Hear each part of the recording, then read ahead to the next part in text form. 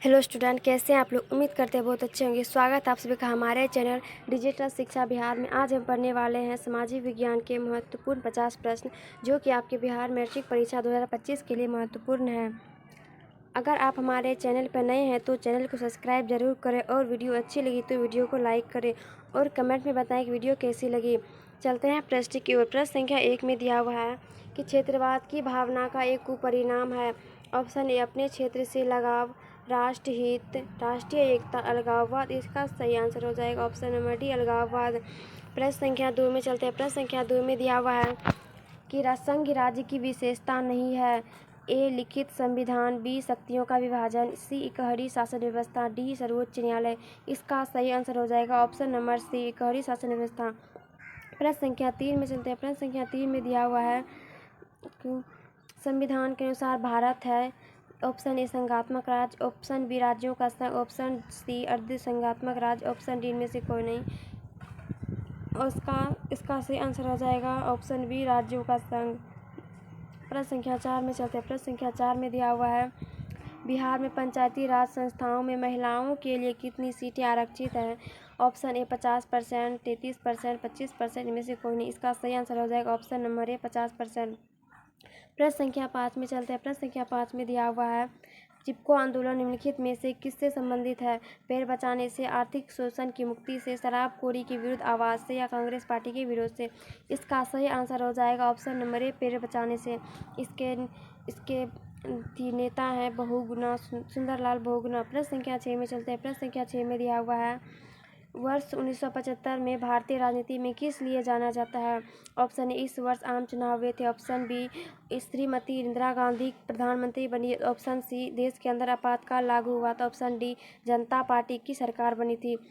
इसका सही आंसर हो जाएगा ऑप्शन नंबर सी, देश के अंदर आपातकाल लागू हुआ था। प्रश्न संख्या 7 में चलते हैं। प्रश्न संख्या 7 में दिया हुआ है भारत में किस तरह की लोकतंत्र की व्यवस्था की गई है। ऑप्शन ए प्रत्यक्ष, ऑप्शन बी अप्रत्यक्ष, ऑप्शन सी दोनों, ऑप्शन डी इनमें से कोई नहीं। इसका सही आंसर हो जाएगा अप्रत्यक्ष, option number B. Option number 8 में प्रश्न संख्या 8 में चलते हैं। प्रश्न संख्या 8 में दिया हुआ है लिच्छवी गणतंत्र भारत के किस राज्य में अवस्थित है। Option A Bihar, option B Rajasthan, option C Maharashtra, option D Tripura. प्रश्न संख्या 8 का सही आंसर हो जाएगा बिहार, ऑप्शन नंबर ए।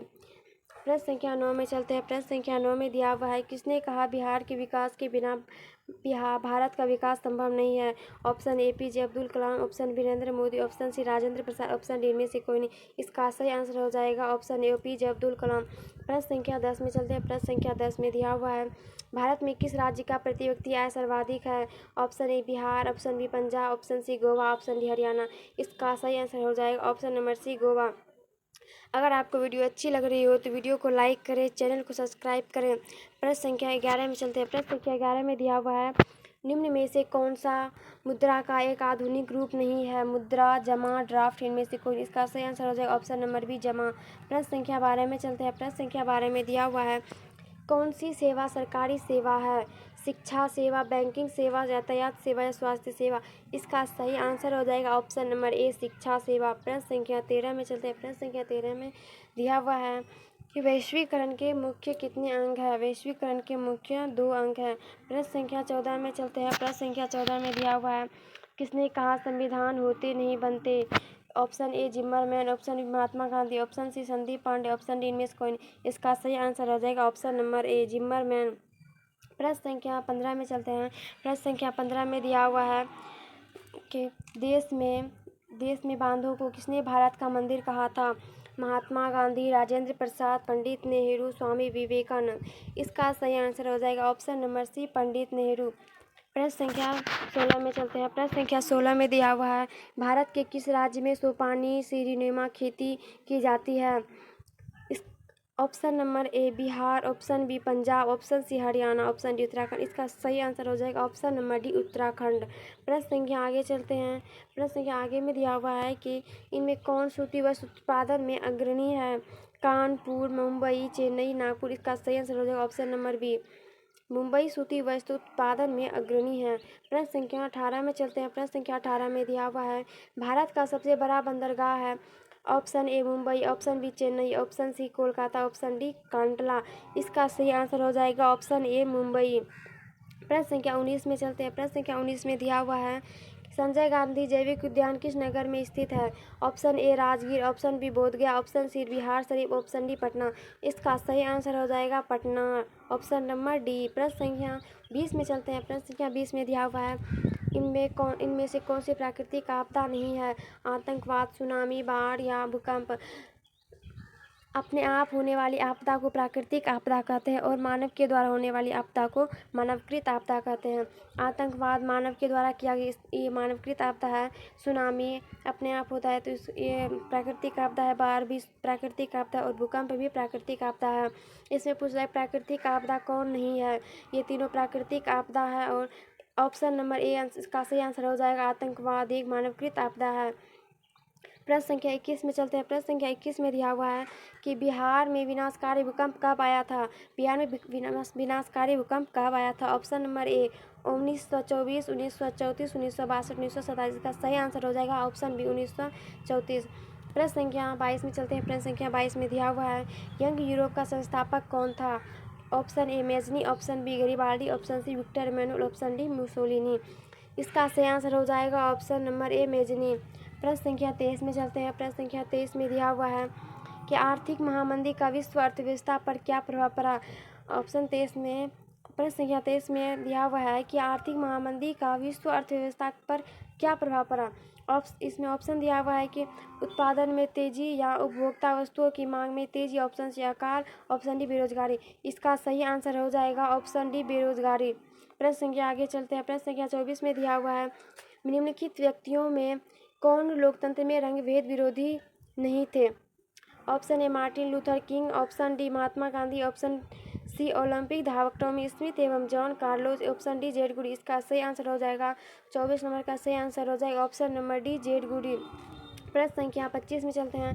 प्रश्न संख्या 25 में दिया हुआ है सत्ता में साझेदारी सही है क्योंकि ऑप्शन नंबर इसमें दिया हुआ है यह विविधता को अपने में समेट लेती है, ऑप्शन बी यह देश की एकता को कमजोर करती है, ऑप्शन सी फैसला लेने में अनावश्यक व्यवधान पैदा होता है, ऑप्शन डी विभिन्न समुदाय के बीच टकराव कम करती है। इसका सही आंसर हो जाएगा ऑप्शन नंबर ए यह विविधता को अपने में समेट लेती है। प्रश्न संख्या 26 में चलते हैं। प्रश्न संख्या 26 में दिया हुआ है कि भारत में कहाँ महिलाओं के लिए आरक्षण की व्यवस्था है? Option A Lok Sabha, option B Vidhan Sabha, option C Panchayati Raj व्यवस्था, ऑप्शन डी मंत्रिमंडल। इसका सही आंसर हो जाएगा ऑप्शन सी पंचायती राज व्यवस्था। प्रश्न संख्या 27 में चलते हैं। प्रश्न संख्या 27 में दिया हुआ है बिहार के किस जिले का प्रति व्यक्ति आय सर्वाधिक है? पटना या गया या शिवहर या नालंदा। इसका सही आंसर हो जाएगा पटना। पटना के सर्वाधिक आय प्रति व्यक्ति आय अधिक है। प्रश्न संख्या 28 में चलते हैं। प्रश्न संख्या 28 में दिया हुआ है कि इनमें से कौन सा संस्थागत वित्त का साधन है? ऑप्शन ए सेठ साहूकार, ऑप्शन बी रिश्तेदार, ऑप्शन सी व्यावसायिक बैंक, ऑप्शन डी इनमें कोई नहीं। इसका सही आंसर हो जाएगा व्यावसायिक बैंक, ऑप्शन नंबर सी इसका सही आंसर हो जाएगा ऑप्शन।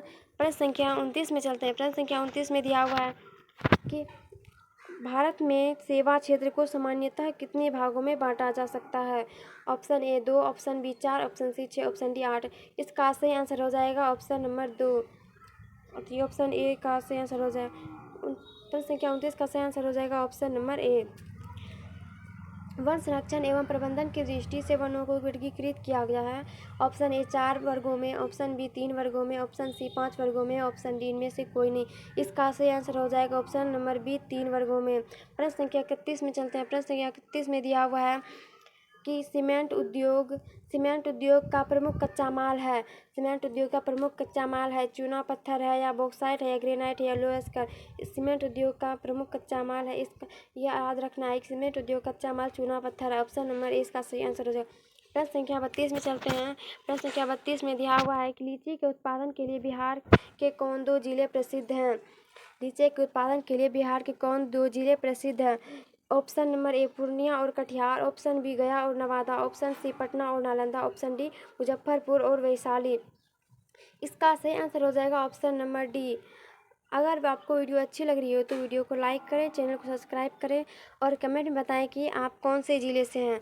प्रश्न संख्या 33 में चलते हैं। प्रश्न संख्या 33 में दिया हुआ है बिहार में कुल भौगोलिक क्षेत्र का कितना प्रतिशत भाग वन आच्छादित है? ऑप्शन नंबर ए में दिया हुआ है कि 5.62%, option B 6.87%, option C 7.32%, option D 8.62%। इसका सही आंसर हो जाएगा ऑप्शन नंबर सी 7.32%। प्रश्न संख्या आगे चलते हैं। प्रश्न संख्या 34 में दिया हुआ है कि पटना में गोलघर किस उद्देश्य से बनाया गया था। पटना में गोलघर किस उद्देश्य से बनाया गया था।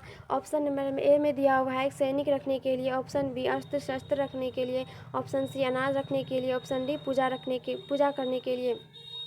इसका सही आंसर हो जाएगा अनाज रखने के लिए। ये आपको याद रखना है कि पटना में गोलघर अनाज रखने के लिए बनाया गया था। प्रश्न संख्या 35 में चलते हैं। प्रश्न संख्या 35 में दिया हुआ है निम्न में से कौन मानव जनित आपदा नहीं है।